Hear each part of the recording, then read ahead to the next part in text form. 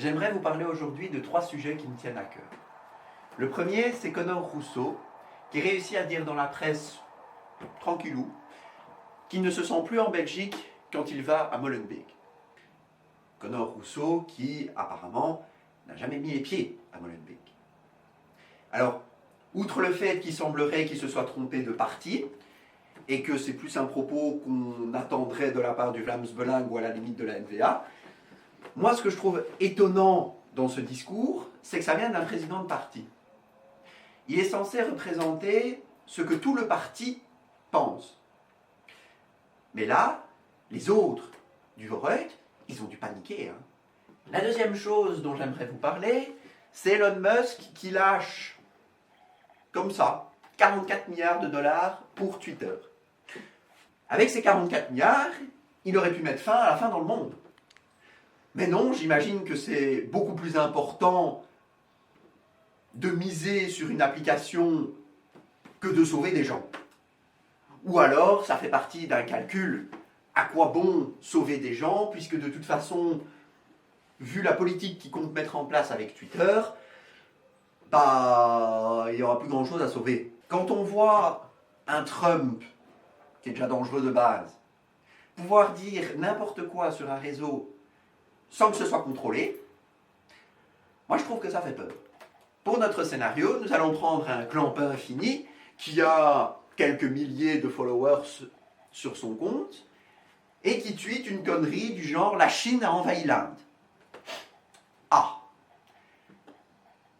Là-dessus, Trump, qui, ça m'étonnerait, vérifie les sources, renforce en disant « Oui, et l'ONU répondra ». Que tout d'un coup le monde s'emballe pour qu'au final la Chine dise « Bah non, nous on n'a rien fait ». On va se retrouver dans la merde assez rapidement. Et alors, continuons sur ce contexte de guerre avec le secrétaire général de l'ONU qui réussit à sortir en 2022 que la guerre au XXIe siècle est une aberration.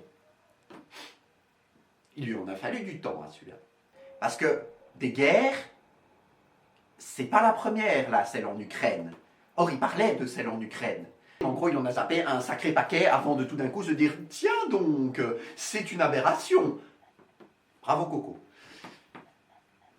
Alors, la question que je me pose du coup, c'est « Mais si il s'est réveillé juste au moment de la guerre en Ukraine, est-ce qu'on ne pourrait pas dire que ce qu'il voulait réellement faire passer comme message, c'était les guerres entre Européens, c'est nul.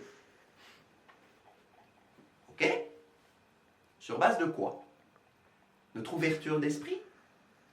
Notre sagesse infinie? C'est vrai, nous sommes le continent des Lumières. Oui, le continent des Lumières, il s'en prend un peu plein la gueule pour le moment. Si l'Europe ne fait plus la guerre, c'est tout autant une absurdité que l'Europe remette l'extrême droite au pouvoir. En Hongrie, c'est un extrême droite.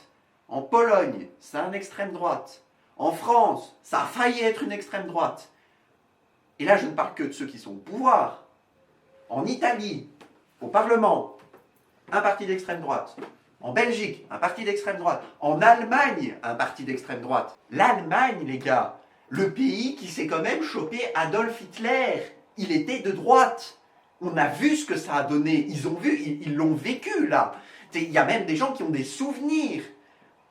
Et ils se disent, oh non, on va peut-être réessayer. Écoute, ça fait quand même 60 ans là que c'est fini. Ils ont peut-être changé. Ils n'ont pas changé. Ils ont modéré leurs propos. C'est sûr que tu vas plus avoir le leader de l'extrême droite qui va faire, on va envahir la Pologne. Mais en attendant, leur idée, elle est la même. C'est virer tout le monde dehors. C'est pas Jojo.